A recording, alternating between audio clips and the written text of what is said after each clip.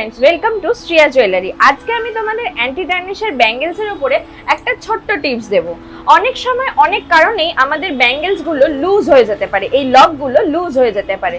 সেটা রোজ খোলা পড়া করার জন্যও লুজ হতে পারে, বা রোজ ইউজ করছি তাতে ঘষা লাগতে লাগতেও লুজ হতে পারে, যে কোনো কারণে লুজ হতে পারে। তো সেটাকে আমরা কিভাবে ঘরে বসেই টাইট করব সেটা আমি তোমাদের দেখাই, চলে আসো।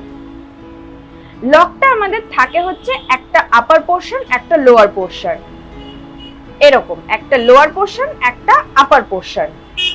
এই লোয়ার পোর্শনটাকে আমরা আলতো ভাবে হাত দিয়ে ওপরে পুশ করব, আর এই আপার পোর্শনটাকে আমরা আলতো হাতে নিচের দিকে পুশ করব।